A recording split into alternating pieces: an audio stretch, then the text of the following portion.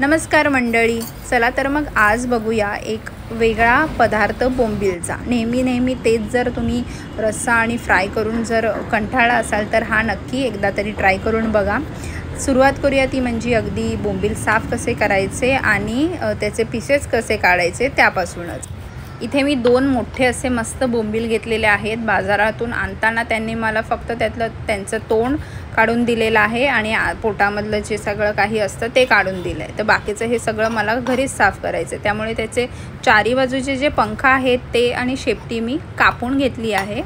त्याच्यानंतर बघायचं की पोटामध्ये अजून काही आहे का असेल तर ते काढून टाकायचं आहे। त्यानंतर हा मी बाजूला ठेवते। त्यानंतर आपण इथे त्याच्या पोटाच्या बाजूने एक चीर देणार आहोत, त्याने आपल्याला बोंबील असा कापायला चांगलं पडेल आणि आतमध्ये अजून जर काही असेल अशा प्रकारे तर तेही निघून जाईल। आता हे एवढं साफ झाल्यानंतर आपण त्याला कट करूया। तर मी हे एवढ्या मापाचे किंवा एवढ्या साईजचे मी इथे तुकडे करून घेते। या एका बोंबलाचे मी साधारण 3 तुकडे किंवा 4 तुकडे होतील।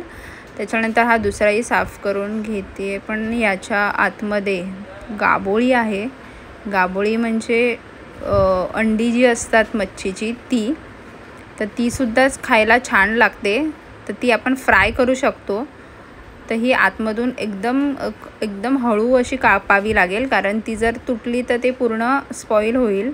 त्याच्यामुळे हळूहळू आपल्याला ते कट करून बघू शकता किती मोठी आहे ती।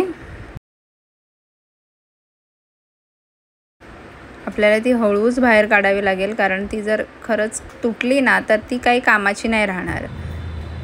आता ही आपण सुद्धा त्याच्यासोबतच अशी फ्राय करून घेऊया। इथे परत पीसेस मी अशा प्रकारे केलेले आहेत आणि आपल्याला त्याच्यानंतर हे मधून असे 2 तुकडे करायचे आहेत। म्हणजे बेसिकली आपल्याला या डिशसाठी एकदम पातळ अशा पीसेस हवे आहेत, तर ते तशा प्रकारे कापून घ्यायचे आहेत। कापून झाल्यानंतर स्वच्छपैकी धुवून घ्यायचे आहेत चांगल्या पाण्यात 2-3 वेळा। बोंबील चांगले स्वच्छ झाले की आपल्याला त्यांना मॅरिनेट करायचं। ते त्यासाठी काय करायचं, तर मी इथे एक अंड घेतलेलं आहे, 1 चम्मच आलं लसूण याची पेस्ट, 1 चम्मच मीठ, काळी मिरी पावडर किंवा मग हे असं क्रश करून टाकायचं आहे। त्याच्यानंतर अर्धा चम्मच एवढा आमचूर पावडर, हळद आणि लाल तिखट मसाला, हे सगळं घेऊन आपण चांगलं मिक्स करायचं आहे अंड्यासोबत आणि आपल्याला हे बोंबील आता मॅरिनेट करायचे आहेत। आता हे बोंबील यामध्ये मी टाकून हे हातानेच ढवळून घेणार आहे। हाताने नसेल करायचे तर चमच्याने करा। आणि त्यानंतर आपण यांना साधारण 15 ते 20 मिनटं तरी मॅरिनेशनसाठी ठेवणार आहोत बाजूला। तर मी ते झाकण लावून बाजूला ठेवते। नेक्स्ट प्रोसेस बघूया। 1 चम्मच कॉर्नफ्लोअर घेतलं आहे, 1 चम्मच मैदा घेतला आहे आणि 1 चम्मच मीठ घेतलं आहे। ही पावडर आपण मिक्स करून घ्यायची आहे चांगली, आणि हीच आपली कोटिंग असणार आहे बोंबीलसाठी। आता इथे मी एक कढईमध्ये तेल तापत ठेवलेलं आहे। त्यानंतर हे जे आपले मॅरिनेटेड बोंबील आहेत ते या पिठामध्ये चांगले घोळून आपल्याला फ्राय करायचे आहेत। मी हे कमी तेलात फ्राय करते, कारण हे तेल मी पुन्हा यूज नाही करणार, त्यामुळे एवढं तेल इनफ आहे।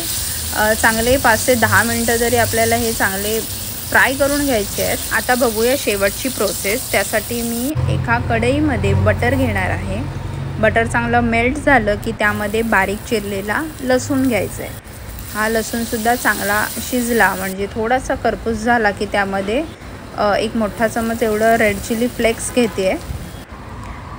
आणि त्यानंतर आपण हे जे फ्राय केलेले आपले बोंबील आहेत ते ॲड करायचे आहेत। जस्ट आपली रेसिपी रेडी आहे।